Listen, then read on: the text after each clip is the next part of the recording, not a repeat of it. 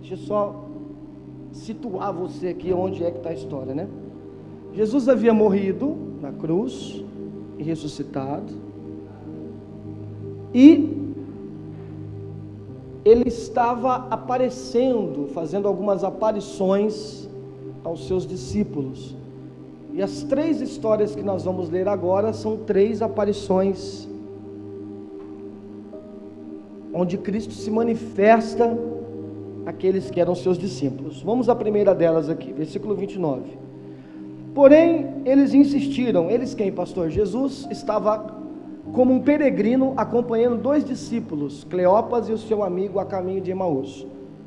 Jesus foi ministrando o evangelho pela Torá e pelos livros proféticos a eles, e quando eles estavam chegando no destino, eles disseram: fica conosco, porque é tarde e o dia já está chegando ao fim.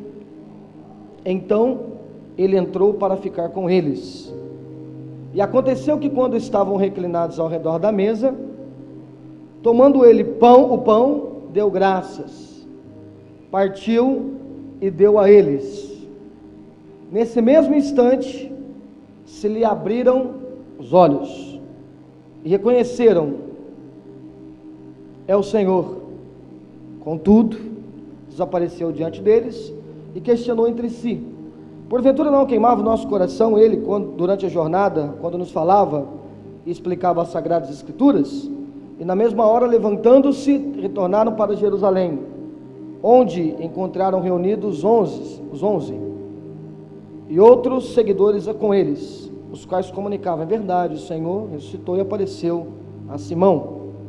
Então os 2 comunicaram o que havia ocorrido no caminho, e como Jesus fora reconhecido por eles enquanto partia, vamos ler, gente, o pão. Então, Jesus está a caminho de Emaús. O aspecto dele, a aparência dele era como de um peregrino. Os 2 homens que ele começou a seguir não perceberam que era Jesus, até que Jesus entra com eles na sala, e quando ele vai comer, ceiar com eles, participar daquela refeição, a forma que Jesus agradeceu surpreendeu aqueles homens, e eles disseram: é o Senhor. Amém? Agora vai no capítulo 20 de João, versículo 14.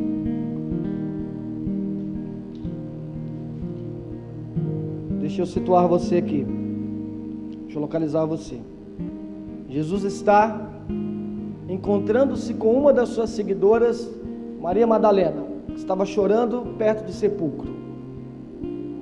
E olha como se dá esse encontro. Versículo 14. Assim que disse isso, olhou para trás e viu Jesus em pé, mas não o quê? Participem, não o quê? Não reconheceu que era ele. E Jesus perguntou: mulher, por que você está chorando? Quem que você procura? Maria, imaginando que fosse o quê? Um jardineiro, rogou-lhe: se tu tirastes daqui, dize onde colocastes e eu levarei. Então Jesus a chamou: Maria. Ela, voltando-se, exclamou também em aramaico: Rabone, que quer dizer mestre. E recomendou-lhe Jesus: não me segures, pois ainda não voltei para o Pai, mas vai, e ao encontrar os meus irmãos, dize-lhe assim: estou ascendendo ao meu Pai e vosso Pai, para meu Deus e vosso Deus. E assim foi Maria Madalena e anunciou aos discípulos: eu vi o Senhor, e contou-lhes tudo o que disseram. Então, novamente, Jesus está conversando com uma mulher que não reconheceu. Se outrora para os discípulos de Emaús ele parecia um peregrino, agora ele parecia um jardineiro. Até que novamente um ato surpreende Maria e ela diz: é o Senhor. Se os discípulos de Emaús perceberam que era Cristo pela forma que ele agradecia o Pai, agora Maria reconhece que ele era Cristo, que ele era Jesus, pela forma que ele a chama. Ou seja, aqui há um tipo de apelido, um nome carinhoso. Ela reconhece Jesus por seu ato de afeição. E novamente ela vai até os discípulos e comenta com os discípulos que ele tinha aparecido. E por último, capítulo 21, versículo 6, diz assim: então Jesus orientou-os: lançai a rede do lado direito do barco. Deixa eu situar você. Pedro, Tiago, João e alguns outros discípulos foram pescar para passar o tempo, né? A cabeça estava cheia, estavam desanimados. Jesus aparece lá. O versículo 7 diz, 21, 7. 7 não, 26 ainda, né? Assim eles, disse Jesus: lançai a rede do lado direito do barco, encontrareis. Assim eles o fizeram e logo não conseguiram recolher a rede por causa da abundância de peixes. Vamos ler o versículo 4, porque acho que eu fui um pouquinho demais, né? Olha, entretanto, ao clarear da manhã, estava Jesus na praia, mas os discípulos não perceberam. Não é isso? Não reconheceram. E disse Jesus: moço, tem alguma coisa de comer? E eles responderam: não. Agora vamos ao 7. Diante disso, o discípulo a quem Jesus amava, no caso era João, disse a Pedro: o quê? Mais alto, gente. É o Senhor. Assim que Simão Pedro ouviu que era o Senhor, vestiu sua túnica, pois havia tirado, e lançou-se ao mar. Então, percebeu a semelhança nos três eventos? Primeiro, Jesus aparece como um peregrino, depois como um jardineiro, e depois, vamos chamar assim, como um homem faminto, um moço na praia que estava com fome. Em nenhum dos três eventos eles perceberam e reconheceram que era Jesus. Mas quando Jesus promove atos de similaridade, de semelhança, atos de comunhão, seja com uma palavra afetuosa, chamando de uma forma carinhosa, seja operando um milagre, ou seja, ministrando a Eucaristia, a ceia, as escamas caem e eles dizem unanimemente, juntos: é o Senhor. E um vai comunicar com o outro: eu vi o Senhor.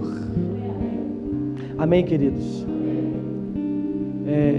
Quando vemos o Senhor Jesus, cresce em nós um desejo de falar aquilo que vemos, anunciar aquilo que nós vemos. Foi isso que eles fizeram. Irmãos, nós temos falado muito sobre a ação divina, sobre a providência divina. E uma das coisas que nós aprendemos aqui anteriormente é que na mão de Deus estão todas as criaturas. E essas criaturas não estão, digamos que, mórbidas, estáticas. Não. Lembre-se que uma das coisas que nós aprendemos anteriormente é que Deus não apenas criou todas as coisas, mas Ele dá um movimento. Foi isso? Ele mantém, não foi isso que nós aprendemos? Então as coisas estão aí porque Ele está mantendo todas as coisas. Falamos sobre isso, não falamos, irmãos? Pois é. Então na mão de Deus todas as criaturas estão vivas, elas se movem. Só que tem uma coisa: os nossos sentidos humanos, por vezes, não percebem isso. Por quê? Porque são sentidos humanos. E há em nós uma humanidade, ainda vestígios, resquícios, ainda há em nós parte desta humanidade decaída. E esta humanidade, por vezes, ela não reconhece a ação de Deus. Por vezes, este sentido humano, ele só reconhece o que as criaturas fazem.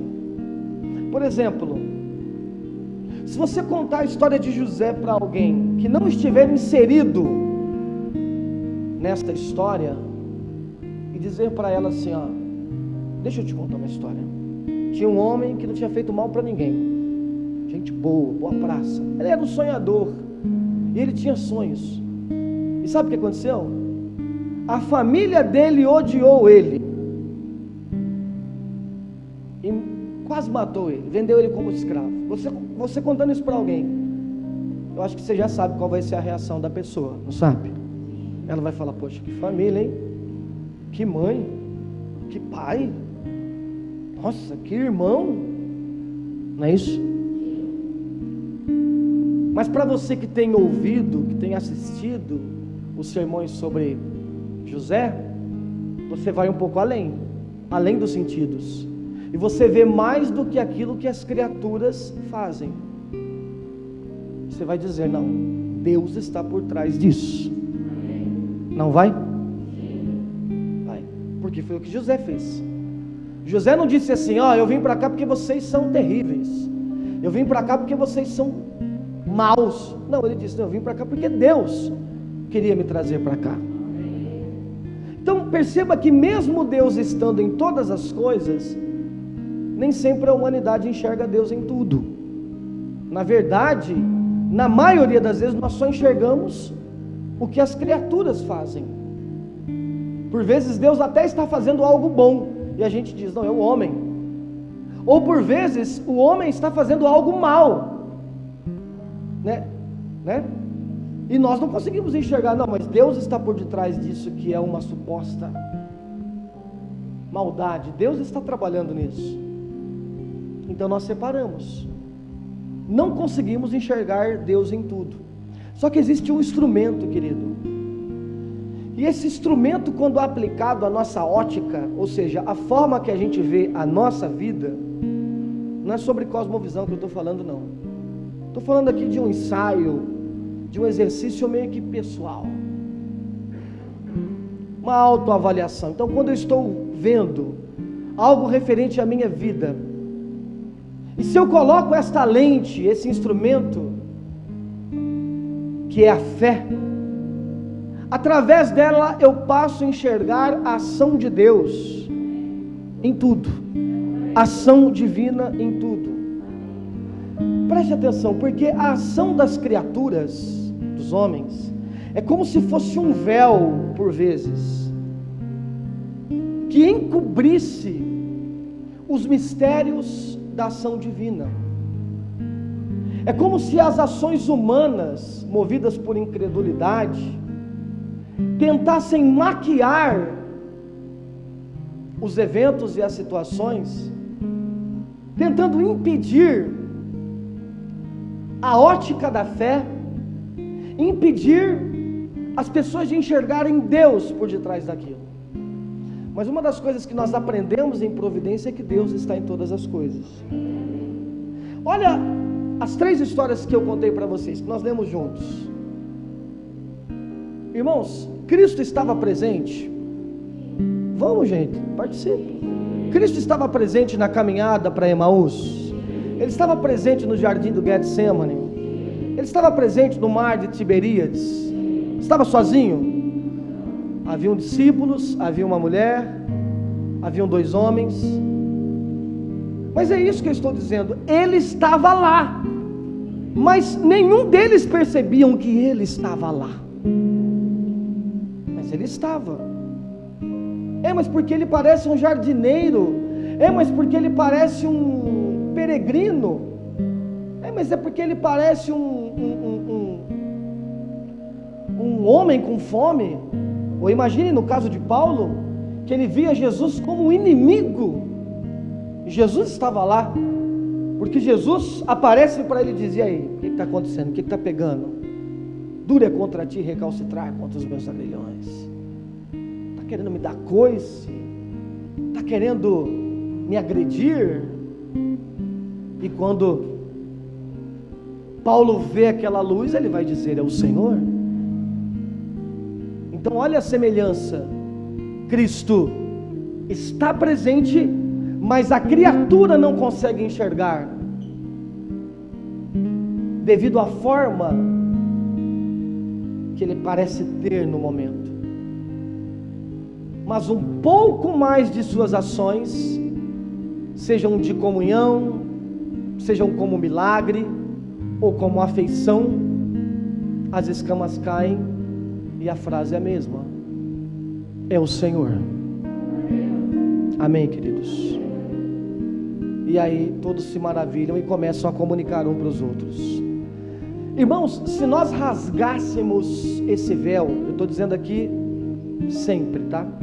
Então, se o tempo todo nós rasgássemos esse véu e estivéssemos vigilantes, toda vez que Deus se revelasse a nós, em todas as coisas nós diríamos: é o Senhor.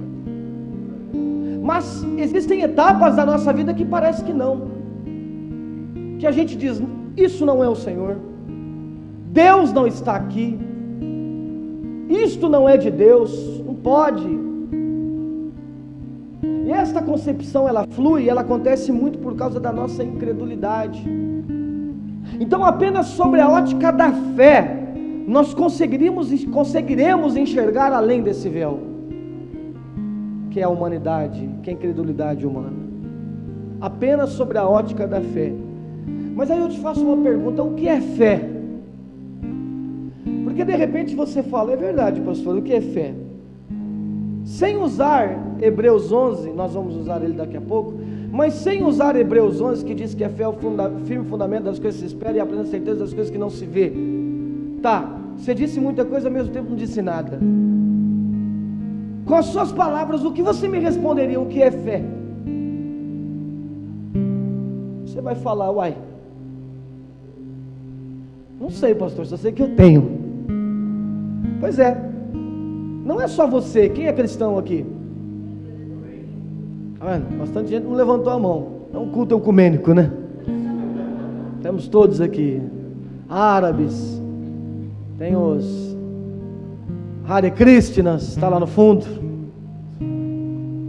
os irmãos lá também, como é que é o nome? Panteras Negras, estão todos aí, né? Quem é cristão aí, gente? É uma vontade, né? Quem é cristão? Participe, isso aqui é um culto pentecostal. Quem é cristão aqui nesse lugar? Isso. Gosta assim. Gosta assim. Então, responda para mim: o que é fé cristã? Porque não é só os cristãos que dizem que tem fé. Se você for lá no São Paulo Futebol Clube, está escrito lá: Clube da Fé. Não tá? Tá vendo? Eles gostam. No Corinthians também não tá? Fé, São Jorge, né? Você que é meio macumbeiro, não tem isso não? Tem, né? Então todo mundo fala de fé, não fala de fé? O espírita fala de fé, o católico é cristão, né? Então não vamos falar dos irmãos católicos. O espírita fala de fé, o reformado fala de fé, o cristão, o evangélico, o budista, o hindu, todo mundo fala de fé. O ateu fala de fé, todo mundo fala. Só que a fé, querido, fé cristã, ela não pode ser interpretada por nós como o mundo interpreta. Assim como nós não podemos interpretar amor como o mundo interpreta, esperança como o mundo interpreta. Mas o que é fé na ótica cristã?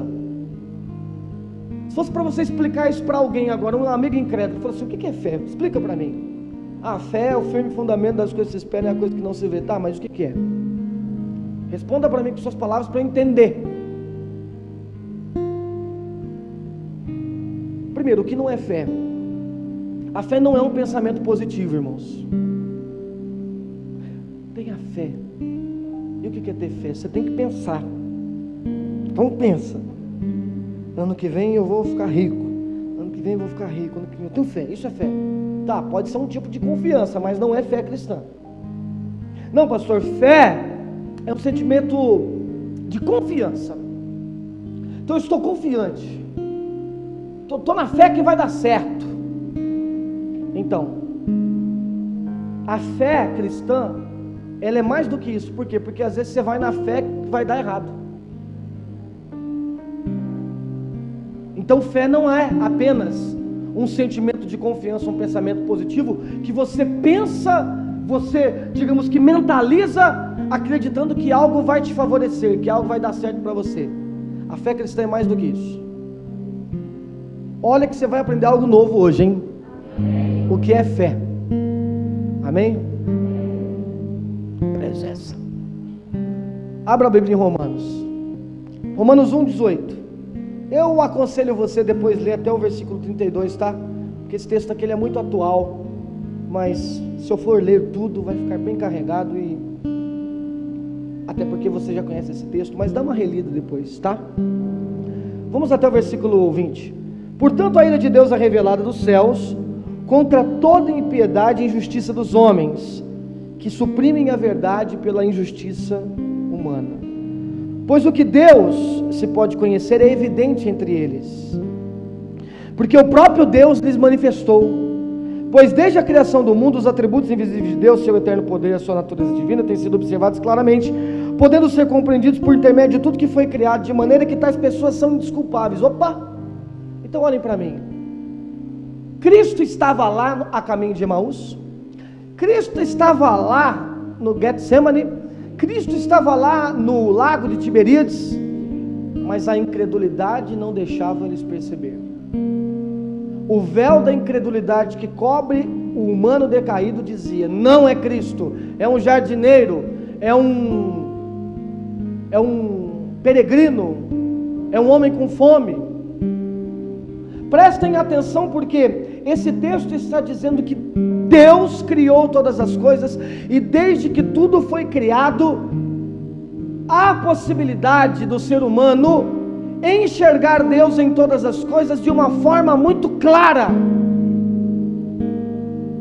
É fácil perceber a presença de Deus em todas as coisas, mas no versículo 18 ele traz um problema, porque ele diz que a ira de Deus será revelada dos céus contra a impiedade e a injustiça, porque é a impiedade e a injustiça que suprime a verdade. Então, o problema não está na forma que Deus se revela, o problema não está na forma que Cristo se revela. Também não precisa aparecer como um peregrino, né? Também não precisa aparecer como um homem que está com fome na beira da praia, ou como um jardineiro. O problema não é que Deus está brincando de esconde-esconde, ou que Ele se revela de uma forma difícil. O problema é que o pecado, a queda do homem, ela embaça a nossa visão. Então a incredulidade que está em nós nos contamina, e ela nos impede em enxergar as coisas como Deus está mostrando. Está entendendo? Então Deus está trabalhando, mas eu, na minha humanidade decaída, eu no meu pecado, não estou enxergando assim, porque a incredulidade está em mim. E é aí que Deus ministra um dom para nós. Olha os versículos 16 e 17.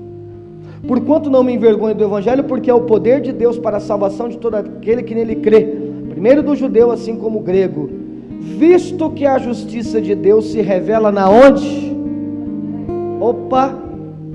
Esse livro aqui chamado Bíblia é um livro que fala de Jesus, é um livro que fala do Evangelho, seja seu Velho, seja o seu Novo Testamento. Então agora a justiça de Deus, ou seja, os seus parâmetros de justiça, quem Ele é, seu caráter, sua moral, sua ética, sua personalidade, ela vai se revelar no Evangelho. E o Evangelho é o que? É a vida de Cristo. Então, por isso ele é a expressão exata, porque o Pai, ele é expressado agora pelo Filho, por Cristo, por Jesus. Só que Jesus está lá e eu não percebo. Por quê? Porque não basta apenas Deus se revelar pelo Filho para que eu perceba. Lembra que a minha ótica é míope, tem catarata, tem miopia, hidrometropia, hipermetropia, miopia, como é que é? Catarata, miopia, hipermetropia, astigmatismo. Eu sabia todos esses nomes de doenças, porque quando eu orava lá na Igreja da Graça, eu tinha que expulsar os demônios que estão no olho, eu tinha que gravar. Eu sabia um monte de nome de doenças, sabia? Era tipo o Arnaldo Antunes, um impulso, ainda pulso. Eu sabia um monte de doenças. Eu vou lembrar: sai diabo, você que está com miopia, hipermetropia, astigmatismo, catarata, saia. Era assim. E saía tudo. É assim que acontece. Então a sua visão, ela está comprometida, porque você é humano. Olha o que Deus faz. Uma justiça que desde o princípio até o fim é por onde, irmãos? Vai, gente, versículo 17. Uma justiça que do princípio ao fim é por onde, gente? É pela fé. Como está escrito, o quê? O justo viverá pela fé. Então peraí.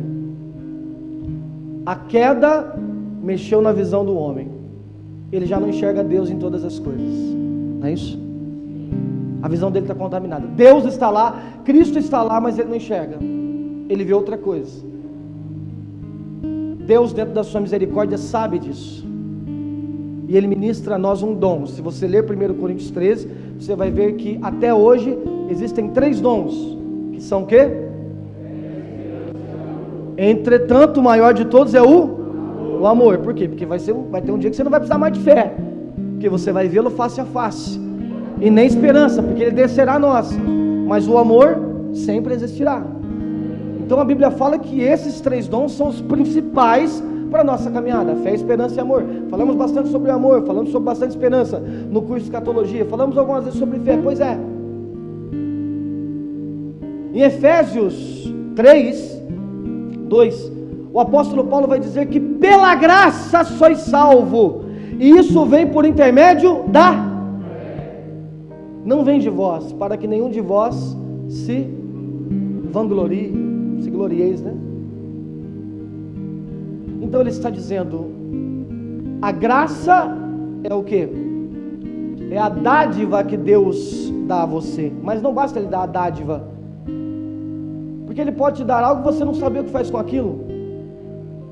Não é verdade? Meu filho tem 3 anos, vai fazer 4, o Levi. Se você chegar para ele, dar uma barra de ouro para ele, o que ele vai fazer com aquilo?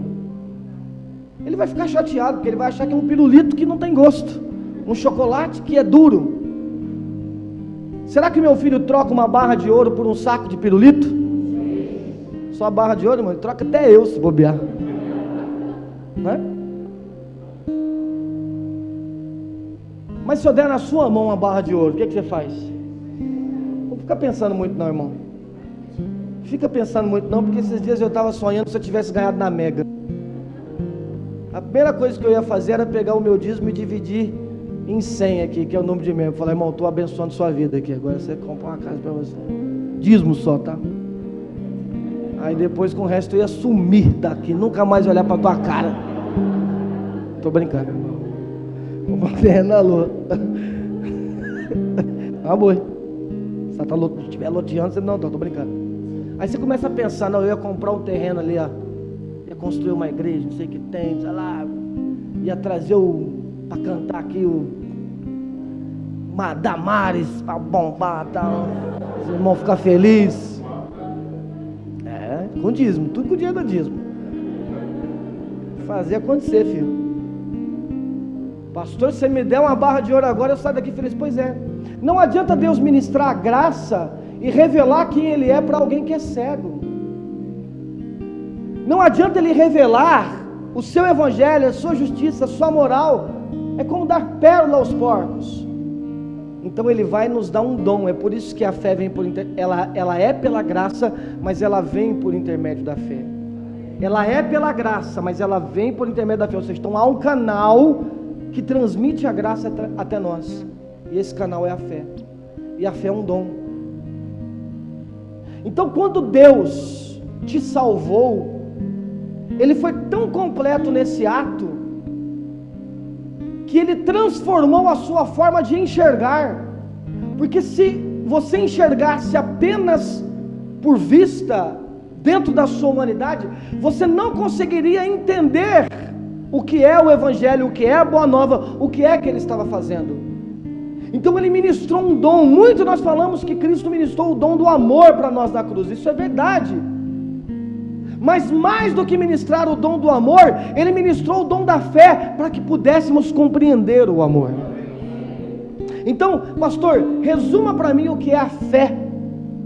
A fé não é um pensamento positivo, uma confiança de coisas boas que você espera no futuro. A fé é um instrumento, a fé é o intérprete de Deus. Ela interpreta Deus para a sua humanidade que não conseguiria entender Deus. Por isso ela vem pelo Espírito. A fé interpreta Deus no seu dia a dia. A fé interpreta a ação divina em todas as coisas, para que você, dentro dessa humanidade tão limitada, possa compreender. Por isso ela é a certeza, ela é o firme fundamento. Ela fundamenta você, ela dá compreensão a você, aceitação. E obviamente ela produz confiança naquilo que não se vê. Amém, amados? Isso não é fantástico? Então, eu gostaria de falar muitas coisas para você aqui que a fé produz em nós.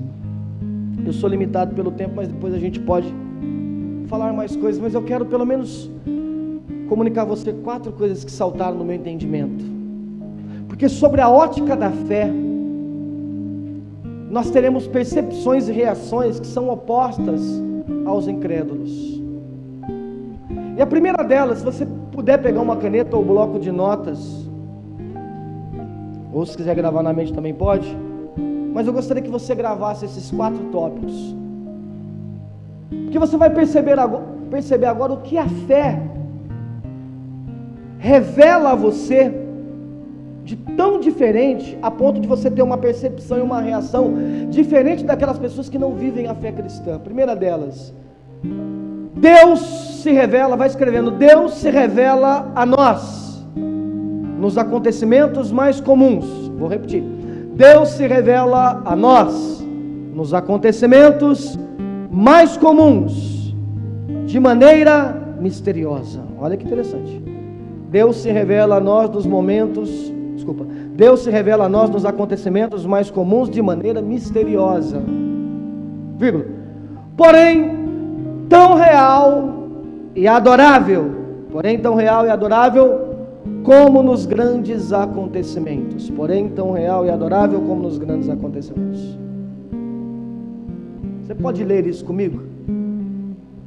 Deus se revela a nós nos acontecimentos mais comuns de maneira misteriosa, porém tão real e adorável como nos grandes acontecimentos. Escreveu? Então vai ler comigo então, vamos lá. 1, 2, 3. Deus se revela a nós nos acontecimentos mais comuns de maneira misteriosa, porém tão real e adorável como nos grandes acontecimentos. Amém? Vamos fazer uma suposição aqui. Suponhamos que você é transportado para 2000 anos atrás, para uma cidadezinha lá da Palestina chamada Belém. Te deram uma câmera e um microfone na mão, e você vai entrevistar os moradores daquela cidade. Se você chegasse nos habitantes de Belém e perguntassem para ele: o que você acha daquele menino que nasceu lá naquele curral de ovelhas, naquela manjedoura? Aquela casinha simples ali da Palestina. Ele nasceu no meio das ovelhas, no meio do capim, do esterco, no meio da sujeira, do cheiro forte. O que você acha desse menino? Se você pudesse entrevistar essas pessoas, com certeza a resposta unânime seria: eu nem sei quem é. Não sei de quem você está falando, querido. Não sei de quem se trata, não. Agora, se Jesus tivesse nascido num palácio, rodeado da ostentação de um príncipe, com certeza não faltariam súditos para adorá-lo como um rei e fazer corte. Agora faça essa mesma pergunta, essa mesma entrevista a Maria. Você vai ver o que ela vai te responder. Maria é aquela mulher que viu o anjo Gabriel. Faça essa mesma pergunta para José: o que você acha desse menino que está nascendo aqui? E você seria surpreendido pela resposta que ele te daria. Faça essa mesma pergunta para aqueles homens, aqueles reis magos que viajaram uma longa distância, porque a estrela os guiava até aonde nasceria. Com certeza eles te responderiam diferente. Faça essa pergunta para os pastores que estavam ali ao redor, vendo aquela cena. Com certeza eles te dirão que naquela pobreza, naquela situação, naquele evento tão humilde, tão simples, estava acontecendo algo que eles nem poderiam definir, mas que eles enxergavam, mas pela qual Deus se tornava ainda maior, mais adorável, mais amável. E é isso que a fé faz em nós. A fé nos dá uma relação com o Espírito de Deus, como Maria, como José, como aqueles reis magos, como aqueles pastores. A fé é um canal do qual a graça de Deus é ministrada a nós, e nós passamos a enxergar e a entender a revelação de Deus em todos os acontecimentos, inclusive naqueles que são comuns e misteriosos, de forma que eles se tornam tão reais e tão adoráveis como os que são extraordinários. E essa é a primeira coisa que você precisa trazer no seu coração. É por isso que o título do nosso sermão nesta noite é a providência divina e a ótica da fé. Porque não adianta nós gastarmos aqui um ano ensinando o que é providência divina. Sem a ótica da fé você não vai enxergar ela na sua vida. Sem a ótica da fé você não vai percebê-la. Lembre-se que Deus se manifesta em tudo, mas a incredulidade humana, a queda, o pecado original contaminou a visão do homem, e ele passa a não enxergar Deus. Repare que quando Adão peca contra Deus, a primeira coisa que ele faz é: eu tenho a capacidade de me esconder de Deus. Então ele passa a usar a natureza que Deus criou, aquilo que Deus fez, para tentar esconder-se de Deus, por detrás de uma árvore, cobrindo com folhas. O pecado original condiciona o homem a uma falsa sensação de não relacionar as coisas criadas mais ao Criador. Ou seja, então não, Deus, eu não quero enxergar mais Deus nisso. E é por isso que a nossa sociedade, ela tem lutado incansavelmente há anos para tentar separar Deus de tudo, separar Deus da ciência, separar Deus da cultura, separar Deus da educação, separar Deus. Agora mesmo, por exemplo, o Bolsonaro indicou um pastor para ser um secretário numa secretaria mínima, insignificante no Brasil, e a mídia está fazendo um barulho todo. Eu fui pesquisar, deve ser algum pastor que acredita em terra plana, deve ser algum pastor que só fala bobagem aí, algum neopentecostal que só fala bobagem aí na internet. Fui ver, não. É um cara estudioso, é um cara sério. Pelo menos do que eu vi lá, não vi nenhuma besteira dele. Mas porque essa é a luta da sociedade. Queremos separar Deus da família, queremos separar Deus da cultura, Deus do jornalismo, Deus da ciência, Deus da política, Deus de tudo. Assim é o homem decaído. Ele não consegue mais enxergar Deus em nada, devido à sua incredulidade. Mas quando a graça de Deus nos alcança por intermédio de um instrumento que interpreta Deus, comunica a nós, que é a fé, não tem como, querido. Você passa a sentir, a receber o Senhor Jesus em todas as coisas. Olha como o homem, olha o grau que o homem chega, por não querer reconhecer mais Deus, por não querer mais um contato imediato com Ele, uma vez que ele estava envergonhado. Até a mulher que ele tinha, que outrora ele dizia para Deus: que mulher bela, como é linda, vou chamar de Eva. Uma mulher linda dessa só pode chamar Eva. Vou chamar de Eva, que mulher linda. E está nua ainda, que maravilha. E ele fez poesia, e ele cantou, e ele glorificou. Agora não, agora ele olha para Deus e fala: olha lá, o Senhor me deu mulher, eu não pedi. Não foi isso? Para que foi me dar mulher? Ou seja, as dádivas de Deus que agraciavam o homem, agora ele rejeita. As dádivas de Deus que agraciavam o ser humano, agora ele diz que é um problema para ele. Eu acho que você olha para a sociedade e percebe isso. Como todas as coisas que Deus criou são um problema para o ser humano, como ele não consegue se relacionar com a criação de forma amigável. É por isso que, enfim, vivamos a hipocrisia. Você pega um país, por exemplo, como a Finlândia, que é um dos grandes, é a Finlândia, que é a Greta, é o país que é a Greta, não é a Finlândia, é um dos nórdicos lá, que fala muito mal do Brasil, como se todo brasileiro destruísse a Amazônia, mas é o país que mais mata, sabe aquele bichinho, doninha? É o país que mais mata doninha para poder fazer casaco caro. Agora na pandemia eles mataram mais de 100 milhões de doninhas. Qual é a diferença de você derrubar uma árvore e matar uma doninha? Mesma coisa, querido. Numa época que a gente pode fazer um material sintético, precisa de uma doninha para fazer um cobertor? Da pele dele não precisa. Enfim, é hipocrisia. Porque é assim. O ser humano não consegue mais se relacionar de forma amigável com nada que foi criado.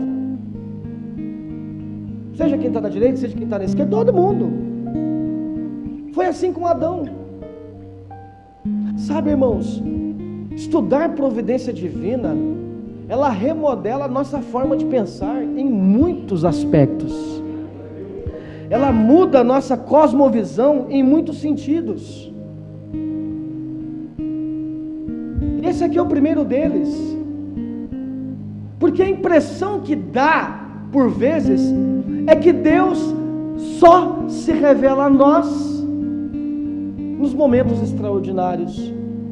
Isso acontece porque a nossa visão é incrédula, nós não conseguimos lidar bem mais com a criação, não conseguimos nos comunicar com Deus, e aí chegamos nessa falsa expectativa. Mas a fé, que é o intérprete de Deus, ela mostra a verdadeira beleza em tudo aquilo que Deus está fazendo, mesmo que seja um momento comum, mesmo que Cristo esteja como um jardineiro, como um peregrino, como um homem com fome, mesmo que Cristo esteja numa manjedoura, não importa. A fé nos faz crer nele em todas as situações. O que falta aos sentidos aumenta e enriquece a fé. Quanto menos alimento para os olhos, mais alimento para a alma. Nós vivemos uma sociedade extremamente contaminada, com a visão deturpada, extremamente visual. As pessoas costumam caracterizar, estereotipar, determinar pessoas, situações por aquilo que elas veem, né? De repente, se você visse aqui em cima do altar um pastor todo tatuado, de repente você falaria: nem dá para ir naquela igreja, porque eu não me dou bem com ele, porque ele é muito tatuado, né? Ou o contrário, você que é jovem, que gosta do pastor que tem tatuagem. Outro dia o irmão falou lá: meu pastor é uma benção, ele tem tatuagem. Eu falei: dá vontade de tirar, irmão, só por causa dessas declarações. Hein? Aí você chega na igreja e o pastor está de terno laranja, com aquela Bíblia que parece mais a tábua do 10 mandamentos. Aí você fala: isso aí não vai dar para ouvir não. Isso aí deve ser daquele tipo de crente que sai até fumaça. Tem uns crentes que saem fumaça, não tem? Não dá para ouvir não. É porque a gente é assim. A gente determina as coisas por aquilo que a gente está vendo. Lembre-se que a nossa visão é contaminada pela queda, mas a fé restaura os nossos olhos, de forma que a gente pode enxergar claramente a ação de Deus em todas as coisas.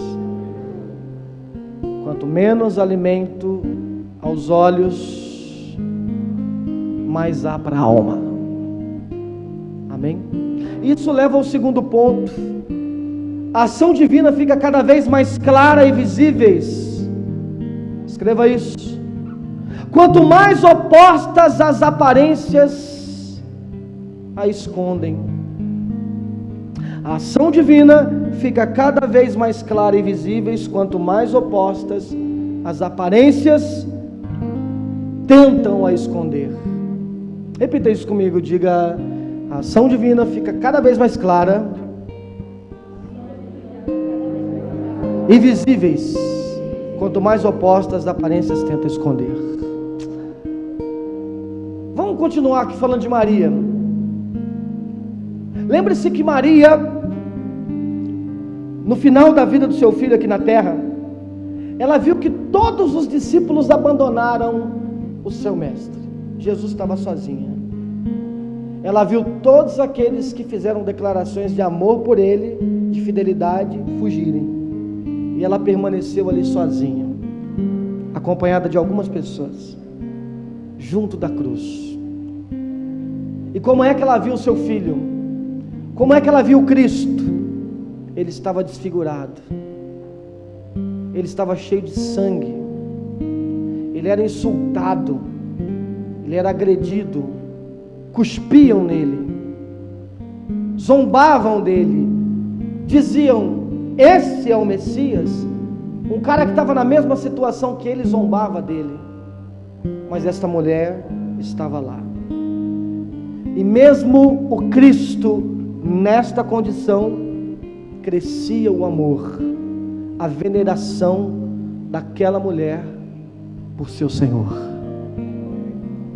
Você pode dizer um amém com vontade? Você está crendo nisso? Participe em nome de Jesus. Você prestou atenção na segunda coisa que você escreveu? Porque por vezes a ação divina será antagonista aos fatos, porque as aparências tentam esconder a ação divina. Sabe, irmãos, quanto mais os sentidos teimarem em nos comprovar, aí não está Deus, Deus não está nisso, mas as almas que são guiadas pela fé, são abraçadas e contempladas em seus corações com a fragrância do conforto, da certeza e da satisfação que o Espírito promove através da fé. Você pode dizer amém mais alto aí, gente, isso é tremendo. Porque o fato, ele vai dizer: não é isso, não, Machado, não é isso. É o contrário, ele não é o Messias, ele não é o Cristo, ele está na cruz, ele está desfigurado, ele morreu. E não era qualquer pessoa que estava dizendo isso, era um cara que tinha noção do que a profecia dizia. E a profecia dizia: ele vai vir, ele vai nos restaurar, mas ele morreu. E é por isso que a gente está falando com você aqui, peregrino, porque a gente está chateado. Não é que você não está acreditando mais em Deus, não é que você leu a Bíblia errada, é que essa chateação ela é promovida porque os fatos provam o contrário. Os fatos provam, elas lutam contra a ação divina. Só que a realidade é que Deus está lá. Mas você não vai conseguir crer nisso porque você é uma pessoa boa. Você não vai conseguir crer nisso porque você é uma pessoa boa de Bíblia. Você não vai conseguir isso porque você é uma pessoa, sei lá, do bem, bem intencionada. Apenas pelo dom da fé. O dom da fé vai interpretar e vai confortar, vai satisfazer o seu coração, vai ministrar esse bálsamo, esse conforto e vai dizer: olha, está dizendo o contrário. São opostas as aparências, elas tentam esconder, mas a ação divina está lá. Amém, queridos? Grava essa frase: a vida de fé é uma busca de Deus através de tudo aquilo que esconde o desfigura. A vida de fé é uma busca de Deus através de tudo aquilo que esconde o desfigura. E aí, quando nós entendemos isso, nós passamos para o terceiro tópico aqui. A ação divina nos oferece a cada instante bens infinitos. Quer dizer isso, pastor? A ação divina nos oferece a cada instante bens infinitos. Preste atenção, irmãos. Se nós consideramos, ou melhor, se nós considerarmos cada momento como manifestação de Deus, como ação divina, ali nós encontraremos tudo que o nosso coração precisa. Amém? Por exemplo, existe algo agora, que está acontecendo agora, que tem que ser vivido por mim agora, com intensidade, com alegria, com ação de graça, mas não porque eu aprendi com o mundo que eu tenho que ser uma pessoa intensa e fazer valer a pena, não, mas porque eu aprendi em providência divina que as coisas que estão acontecendo agora são no governo de Deus, e tudo o apóstolo Paulo ensina tem que ser recebido com ação de graças. Então preste atenção, porque o que você está vivendo agora é uma parte, é uma peça no quebra-cabeça da humanidade. E por mais significante, insignificante, grande ou menor, sei lá, maior ou menor, grande, pequena, que sejam essa participação, mas ela está lá, inserida no contexto. E às vezes a gente para de raciocinar, irmãos, mas um pouquinho de esforço, a gente passa a entender, nossa, como uma decisão minha lá atrás desencadeou mudança na vida de tantas pessoas. Por exemplo, em 2002 eu morava numa cidade chamada Uberlândia, e eu era pastor naquela região. Era pastor lá no Triângulo Mineiro, morei 2 anos lá. E aí meu irmão me ligou lá de Santo André e falou assim: olha, a gente é da mesma igreja, que era uma rede de igrejas, né? Ele falou: olha, eu precisava de um músico aqui, tocar teclado para mim, você não vem? O outro pastor, que era meu líder, falou: não vai não, porque você vai vir comigo para Belo Horizonte, porque eu tenho uma coisa grande para você. Eu olhei assim e falei: uai, mas a probabilidade ministerial de eu crescer é muito maior aqui em Belo Horizonte do que indo ser um tecladista lá no ABC. Mas alguma coisa me impulsionou, falou: vai. Conversei com a minha mãe na época, é bom conversar com a mãe às vezes, né?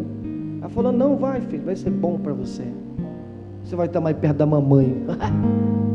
Acho que ela estava meio interessada, né? Então vem, então eu vou então. Eu fui. Quando eu cheguei em Santo André, alguns dias eu olhei assim para o lado esquerdo, tinha uma menina. Cheguei no irmão lá, falei: quem era aquela branquinha lá? Aquela pitulinha? Ela falou: Julianinha. Bonita ela? Falei: bonita. Muita gente gosta dela na igreja. Então eu vou ter inimigos aqui então. Casei com a Ju, tive filho, mas não só isso. Vim para São Paulo, fui pastor numa igreja, fui pastor em outra, fui para um estado, fui para outro. E aí você começa a observar. Você acredita que se de repente em 2002, já fazem 18 anos, eu não tivesse ido para lá, foi em 2002, né? 2002, 2003, eu não tivesse ido para lá, eu poderia não estar falando com você agora aqui. Poderia não existir Igreja Liberdade em Cristo. E se não tivesse Igreja Liberdade em Cristo, Pedro não casaria com a Jennifer. Ou estou mentindo? Não é? E a gente vai começar a puxar, vai ter mais um monte de coisa, não vai? Poderia ter ido para Belo Horizonte. Hoje o Pedro está casado com a...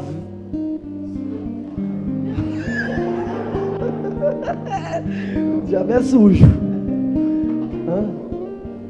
Não? Você está casado com...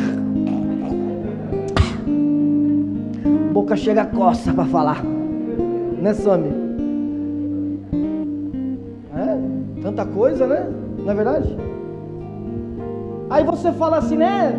O momento que eu estou passando a grana, né? E murmura. Desgraça. Qualquer coisa você fala desgraça, irmão. Para de falar desgraça. Fala pro irmão que está ao teu lado. Para de falar desgraça, irmão. Só fala desgraça. O dia inteiro. Tudo murmura. Praga dos infernos. Demônio. Tem gente que parece ter até um pacto de publicidade para falar demônio. Toda hora é demônio. Chama meu filho lá, aquele demônio. Para, irmão. Praga dos infernos. Tudo você murmura, irmão. Estou dando um passo para trás. Se estivesse na igreja, nasci para Deus, não estava dando. É da culpa a igreja aqui. Tudo murmura, tudo reclama, tudo. Pois é, irmão, você não consegue perceber que aquilo que você está fazendo tem algo que está relacionado àquilo que é um meio infinito. Você não tem ideia das coisas que acontecerão aqui há 30 anos, há 10 anos, há 5 anos, que estão relacionadas com o que você está fazendo agora. Só que aí precisa aqui do entendimento do quê? Das mulheres aqui no Clube das Mulheres. Clube das Mulheres não é, como é que é o nome lá? Como é que é o nome? Refrigério para a alma. Encontro das Mulheres. Clube das Mulheres é outra coisa, né? Não é isso aí não. Então precisa aqui do entendimento aqui da roda das mulheres. Da roda, é roda, né? Ai meu Deus, então já me deu uma preocupação agora. Por quê? Porque eu tenho que ter a escolha certa. Porque se eu tiver a escolha errada, já pensou? Nossa, aí não vai casar com quem não vai, aí o Pedro não vai casar, não sei quem vai casar, o Pedro vai casar com o João, não sei o que tem e tal. Isso não é uma cobrança, irmão, para você falar, vou acertar sempre, vou me organizar para fazer tudo direitinho. Não é isso que está falando. A fé é um intérprete de Deus, porque as coisas saem como tem que sair. Não é coincidência, não é acaso, não é destino. As coisas saem porque Deus orquestrou para elas saírem daquela forma. E a fé, ela te conforta nisso. Ela faz você receber esse momento com ação de graças. Seja um momento de avanço, seja um momento de retrocesso, seja um momento que você comprou tudo, seja um momento que você vendeu tudo, seja um momento que você ganhou tudo. Tem hora na vida que você ganha tudo. Seja um momento na hora que você perdeu tudo. Amém? Então existem coisas que estão relacionadas ao nosso futuro, que são inerentes às ações de hoje, que precisam ser recebidas com ação de graça. Mas o que é que vai acontecer na frente lá, pastor? É coisa boa ou coisa ruim? Não sei, pode ser que seja boa, pode ser que seja ruim. Mas a verdade é que essas consequências futuras são realidades. E nós aprendemos aqui no ensino de providência divina, que o causador da realidade é Cristo. Então, Cristo estará no futuro, porque Ele é o causador de realidade. E se a decisão que você vai tomar agora é porque Ele está te levando a tomá-la, é porque Ele não vai te abandonar no meio do caminho. A promessa dele é: estarei convosco todos os dias. É por isso que você chega, por exemplo, para o apóstolo Paulo e fala: e aí, Paulo, como é que você está? Fala: estou bem.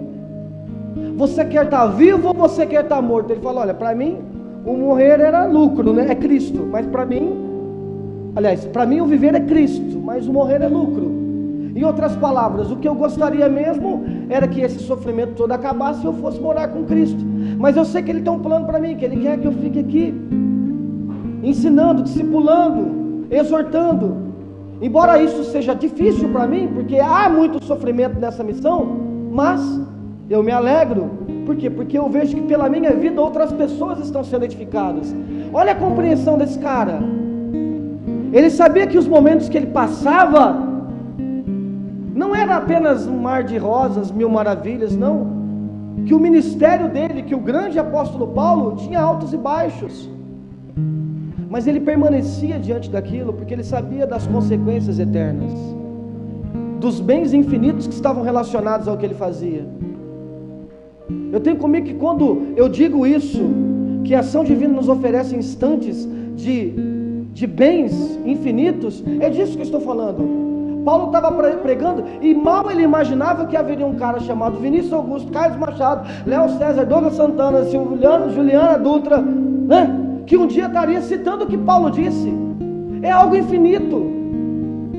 E olha a edificação que Cristo promove para a igreja dele, porque um cara lá atrás, que tinha muita maturidade, que tinha um instrumento da fé que era oferecido para ele, assim como é oferecido para nós, e que não recuava, e que não abandonava o seu chamado, o seu ministério, a sua missão, porque ele recebia cada um daqueles momentos com ação de graça, quer fossem momentos bons ou quer fossem momentos ruins. E é por isso que lá no capítulo 4 de Filipenses ele vai dizer: é o seguinte, eu descobri o segredo de ser feliz, seja com fartura, seja com necessidade, seja com abundância, seja com austeridade. E qual é o segredo? Cristo está em mim. Por isso eu posso todas as coisas naquele que me fortalece. O que ele está dizendo? Aonde eu estiver, quando eu estiver, eu posso passar por qualquer coisa, porque alguém vai estar comigo lá, me fortalecendo. E não é que Deus vai te fortalecer só quando você estiver caído. Sim, Ele vai ser conforto e te fortalecer quando você estiver caindo, mas Ele também vai te fortalecer quando você estiver iludido, quando você estiver achando que você está muito bem, porque é muito fácil também nós nos perdermos quando achamos que está tudo muito bem, não é? Está trabalhando no emprego legal, arrumou um namorado bonito, e fez plástica, e foi viajar para Disneylândia, foi viajar de ceia para onde? Gramado. Muito fácil ali você não receber as coisas com ação de graça. Então Cristo em mim é a esperança da glória. Ou seja, Ele está presente comigo e Ele mantém essa esperança viva, Ele me fortalece a cada momento. Amém, queridos? E para terminar, esta ação divina que nós vivemos hoje, ela continua em nossos corações, revelações começadas nas Sagradas Escrituras, no início de todas as coisas. Por isso Ele é o alfa, Ele é o ômega, o princípio e o fim. O apóstolo disse: Jesus é o mesmo ontem, será hoje e será até o fim dos séculos. Jesus viveu, Ele ainda vive. Olha que coisa fantástica, porque João vai dizer: no princípio Ele era o verbo e o verbo estava com Deus, por Ele foram criadas todas as coisas, por Ele o povo foi para o Egito, por Ele o povo saiu do Egito, por Ele fundou-se uma nação, por Ele criou-se um povo escolhido, por Ele houve profecias. Ele veio, Ele encarnou todo esse Antigo Testamento, e daí para frente agora Ele continuou vivendo, mas agora na vida dos seus escolhidos, do seu povo. Ele viveu em todo o tempo, e agora chegou a nossa vez. Viver providência divina hoje é entender que eu estou vivendo algo que foi começado nas Escrituras, e eu estou vivendo isso até Ele voltar. Por quê?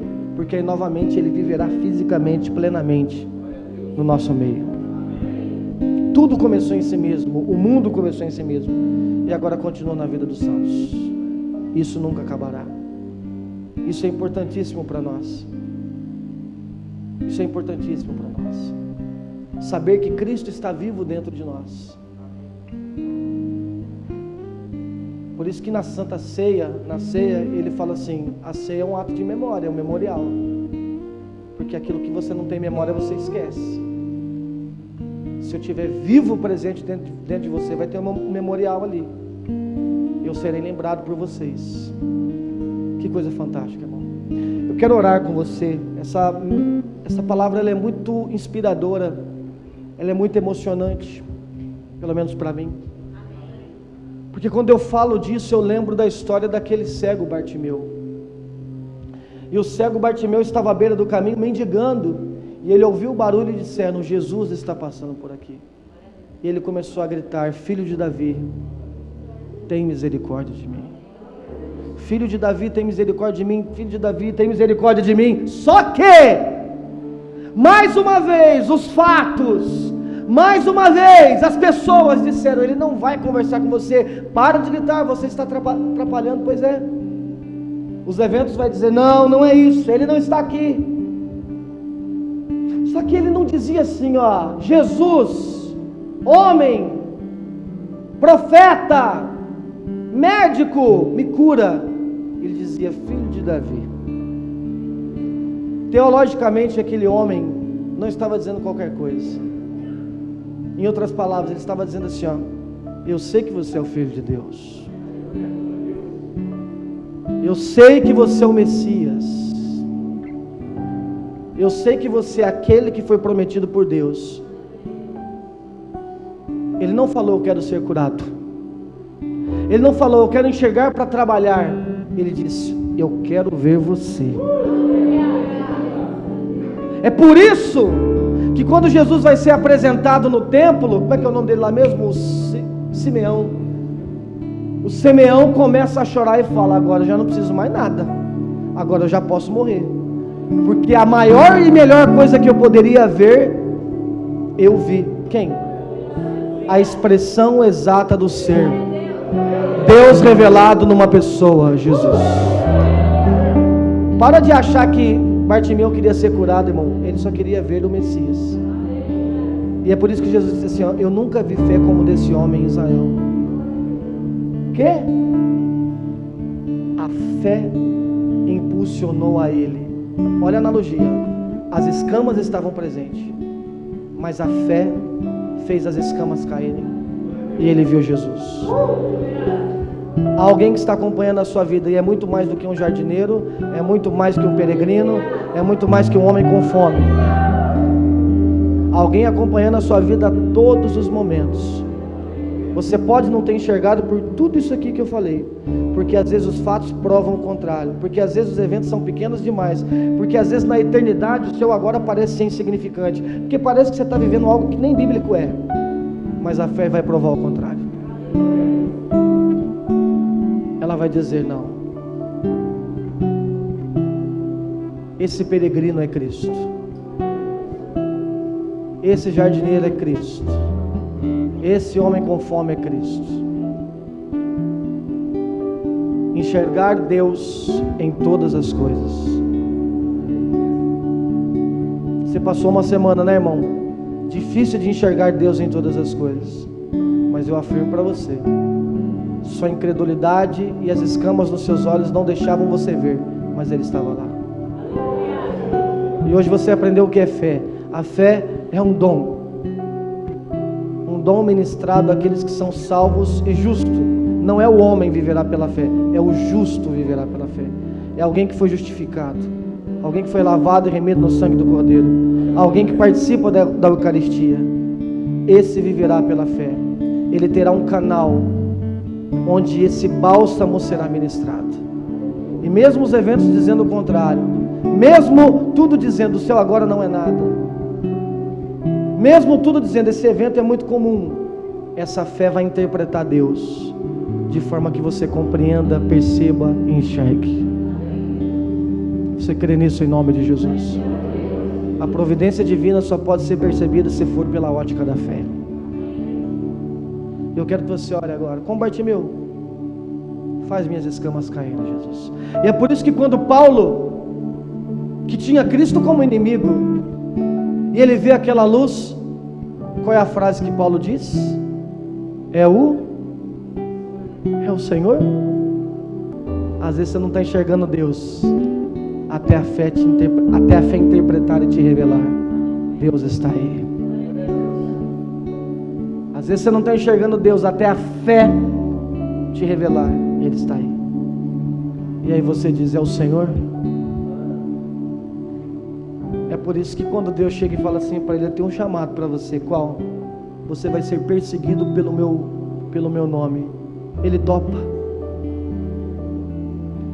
Porque agora a gente não passa a topar as coisas da nossa vida apenas porque a gente acha ou pensa que vai ter lucro, mas porque o maior lucro nós já temos, que é aquilo que nós vemos, que é Cristo em nós.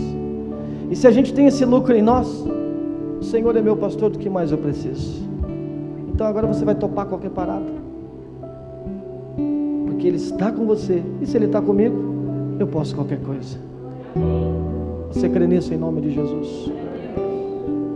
Providência divina pela ótica da fé. Pastor, eu tenho aprendido muito sobre providência divina, mas eu vou te falar a verdade, pastor, está tão difícil. Não vou te culpar não, irmão, você é humano igual eu,